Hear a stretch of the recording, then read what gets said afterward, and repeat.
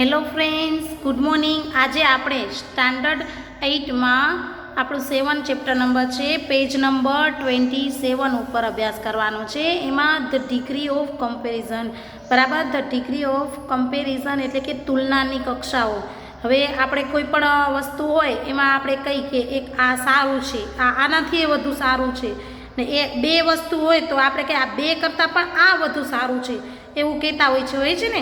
તો એની શું કરીએ આપણે? તુલના કરી કહેવાય ને. તો અહીંયા તુલનાની 3 કક્ષાઓ આપેલી છે. શું? તો કે એક પોઝિટિવ ડિગ્રી, બરાબર.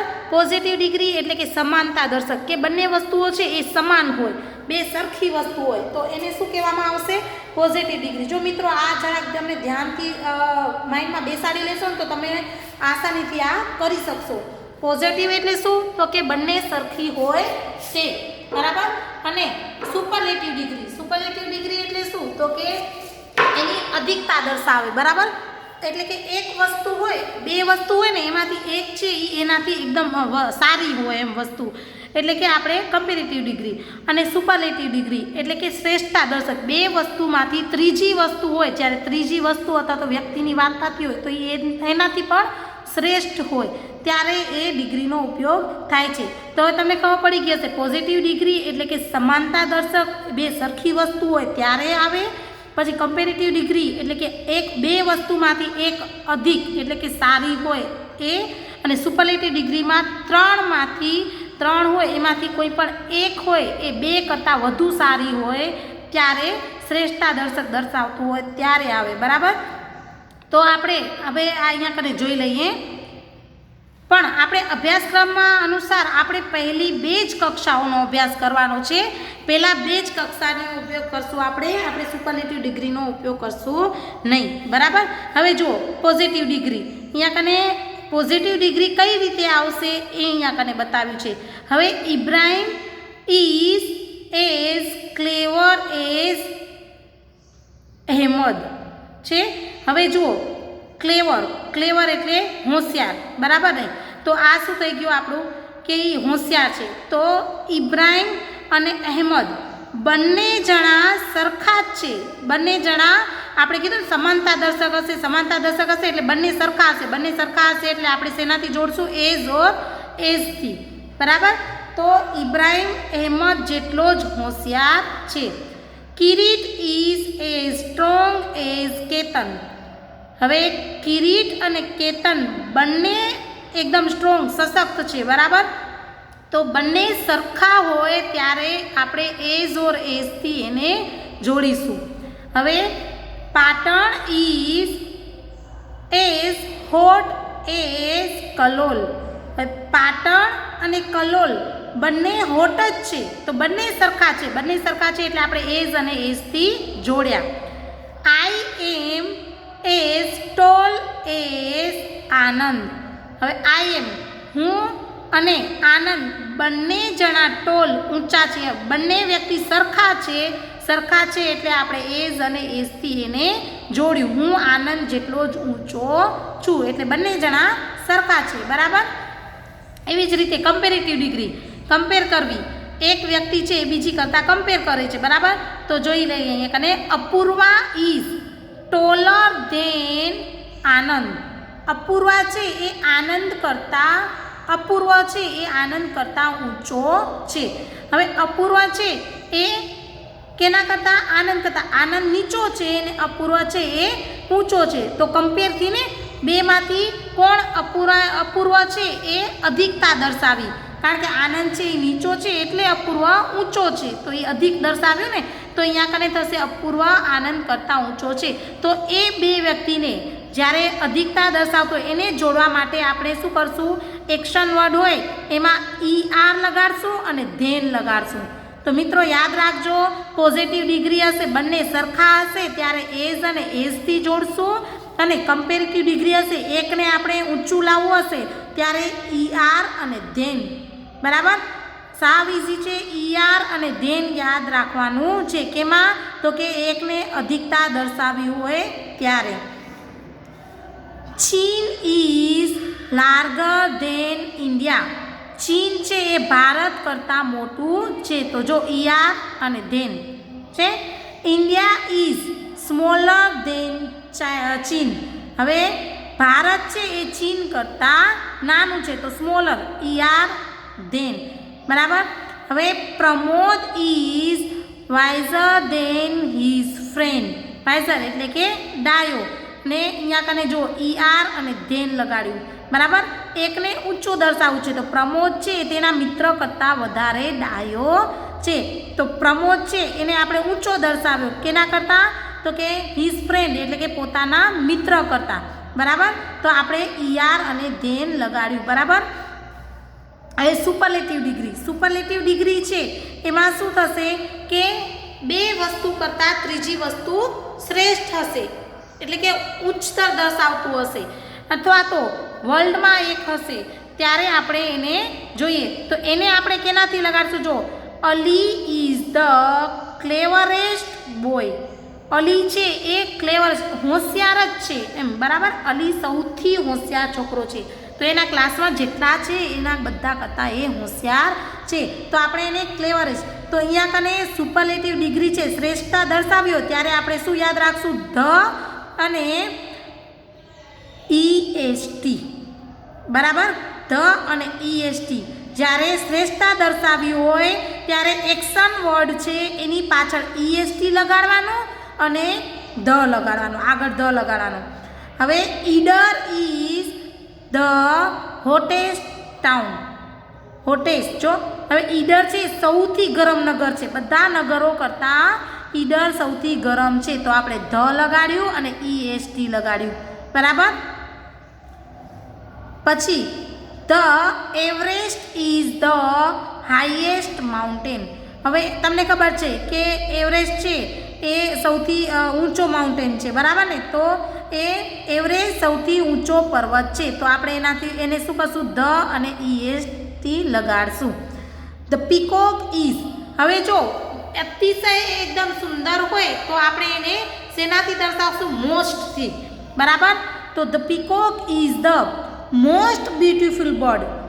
હવે જો ઘણું બધું સરસ, તમને ખબર છે કે બધા પક્ષીઓ કરતાં આપણે પીકોક છે એ વધારે ગમે. બરાબર ને. મોર. પીકોક એટલે મોર. તો એ સૌથી સુંદર પક્ષી છે તો આપણે એને ધ મોસ્ટ બ્યુટીફુલ. તો એમાં EST લગાડશું નહીં, પણ શું લગાડી દીધું? મોસ્ટ બ્યુટીફુલ બર્ડ એટલે કે મોર સૌથી સુંદર પક્ષી છે. બરાબર. તો મિત્રો તમને સમજાઈ ગયો હશે પોઝિટિવ ડિગ્રી એટલે બંને સરખા હોય ત્યારે એઝ અને એસથી જોડાશે. કમ્પેરેટિવ ડિગ્રી એટલે કે એક કરતાં બીજો વ્યક્તિ છે વધુ ઊંચો કે ગમે કાર્યમાં હશે તો એને અને ધેનથી દર્શાવાશે. અને સુપરલેટિવ ડિગ્રી એટલે કે શ્રેષ્ઠતા બે વ્યક્તિ કરતાં ત્રીજી વ્યક્તિ સારી હોય ત્યારે ધ અને EST લાગશે. બરાબર. અને જો એકદમ સરસ હોય ત્યારે મોસ્ટ લાગશે. બરાબર. તો હવે મિત્રો તમને આ આવડી ગયું હશે. એના પછી આપણે જોઈએ અહીંયા તમને હોમવર્કમાં પણ આપેલું હતું કે કેને શું કહેવાશે. જો પોઝિટિવ ડિગ્રી, કમ્પેરેટિવ ડિગ્રી અને સુપરલેટિવ ડિગ્રી છે. જો એઝ ઓર એઝ છે ને, એઝ સ્મોલ એઝ એને સ્મોલર દેન ને the smallest. As big as bigger than the biggest. As faster than the fastest. As thin as thinner than the thinnest. As long as longer than the longest. As short as shorter than the shortest. As tall as taller than the tallest. As new as newer than the newest.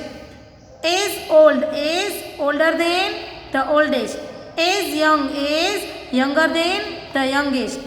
As clever as cleverer than and the cleverest. As hot as hotter than the hottest. As cold as colder than and the coldest. As height as higher than and the highest. As low as lower than and the lowest. તો મિત્રો આ રીતે તમારે છે A read કરવાનું છે અને આ પાકા કરી લેવાના છે, જોઈ લેવાના છે. અને મિત્રો ખાલી તમે યાદ રાખશો ને કે બે સરખા દર્શાવવા હોય તો એઝ ઓર એઝ લાગશે. પછી એકની શું કહે અધિકતા દર્શાવી હોય ત્યારે ધેન લાગશે. અને ત્રીજાને શ્રેષ્ઠ બતાવવું હોય ત્રીજી વ્યક્તિને ત્યારે ધ અને EST લાગશે, બરાબર. તો આ તમારે પાકું કરી લેવાનું છે અને એકવાર રીડ કરી જજો એટલે તમને ઇઝીલી ખબર પડી જશે. અને મિત્રો તમે ગ્રામરમાં આપણે જે ટેન્સ જે ભણ્યા, બરાબર, એનો અભ્યાસ કર્યો તો એના આધારિત થશે. જો જેમ કે અહીંયા હેપી છે તો વ્યંજન પ્લસ વાય છે તો વાય છે એ નીકળી જાય અને જેમ આપણે IES લગાતા હતા એમ IER છે મિત્રો. તો નિયમ તો એ જ લાગુ પડશે. જો IEST છે તો એ વસ્તુ એ જ રહેશે, બરાબર. તો આ રીતે તમારે રીડ કરી જવાના છે. એના પછી જુઓ ઉદાહરણ પ્રમાણે વાક્યો લખો. Exercise Sonu is short, Monu is also short. હવે સોનુ અને મોનુ છે બંને શોર્ટ છે. જુઓ હવે કેવી રીતે જોશો. જો સોનુ અહીંયા વ્યક્તિનું નામ છે, મોનુ વ્યક્તિ બે અલગ થઈ ગઈ પણ એની હાઇટને અહીંયા દર્શાવી છે તો બંને ટૂંકી છે, શોર્ટ. તો કેવું થઈ ગયું, બંને છે એટલે આપણે એઝ અને એઝથી એને દર્શાવશું. Sonu is as short as Monu, બરાબર. અથવા તો Monu is as short as Sonu. તમે મોનુને પહેલાં લો અથવા તો સોનુને પણ એઝ ઓર એઝથી જોડાશે. હવે કરણ ઇઝ નોટ સો ફાસ્ટ.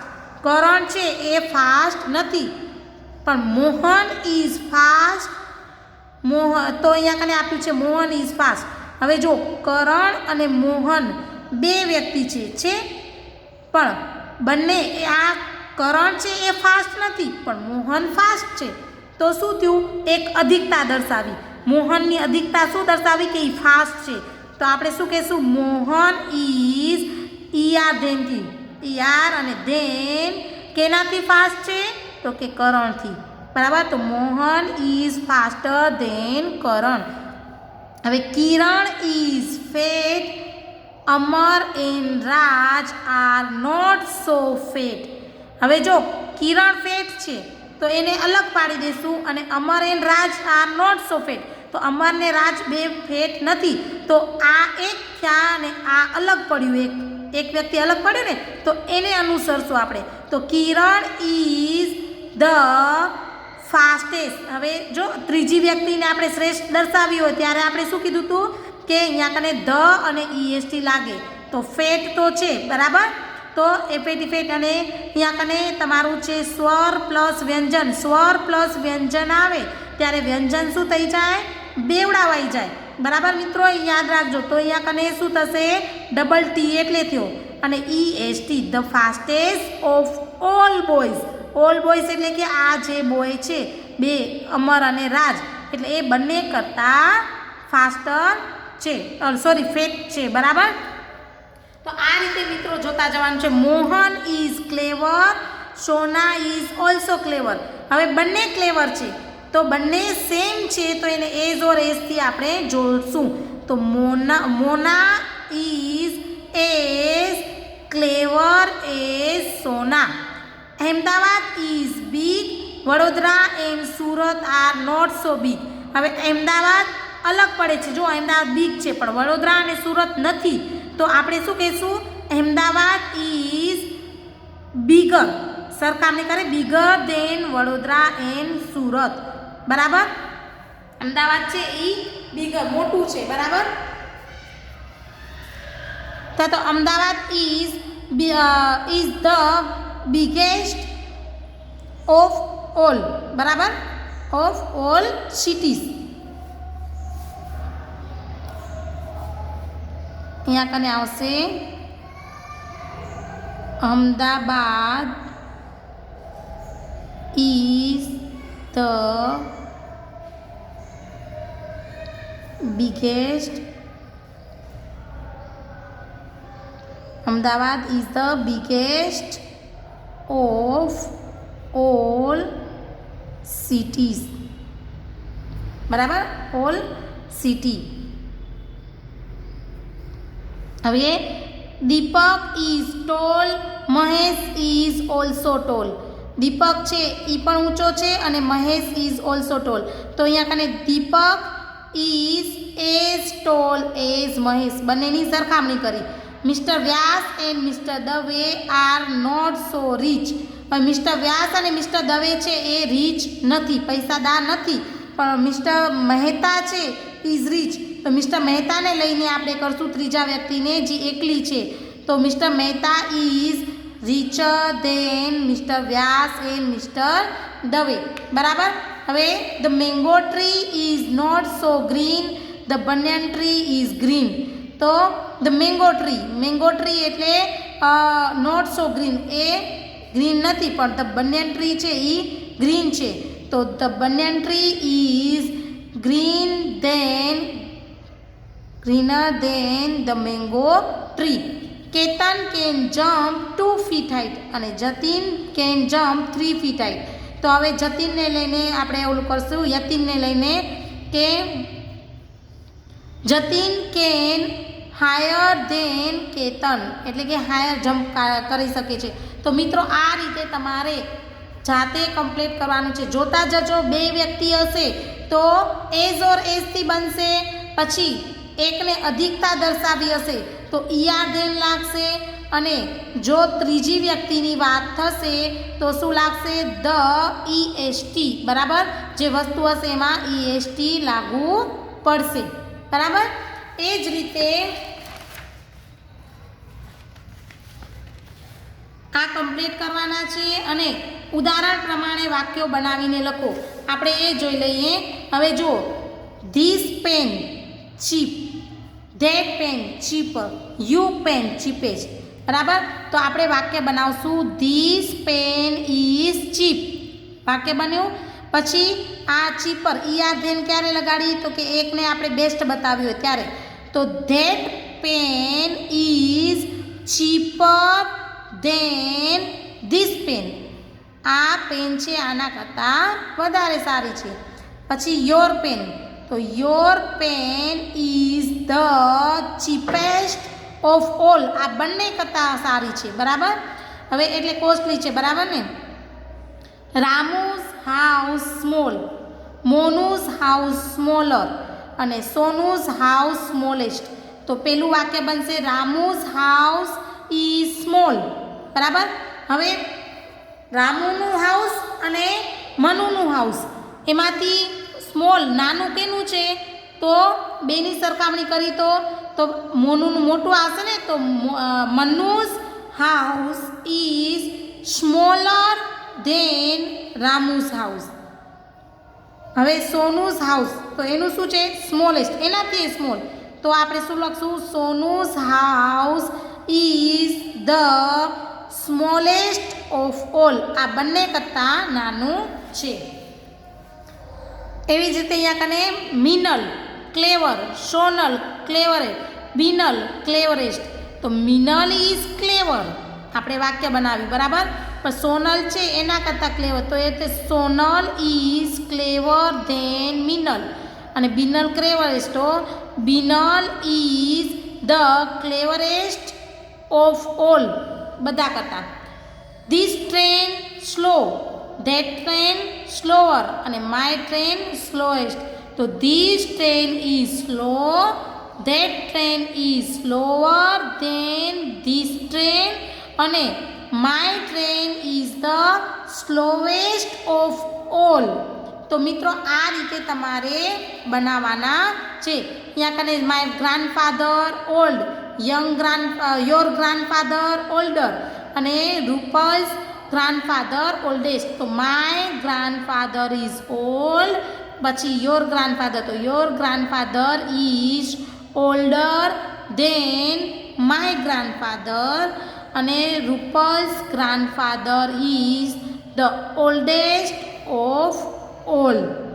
બરાબર. તો આ રીતે તમારે કમ્પ્લીટ કરવાનું છે.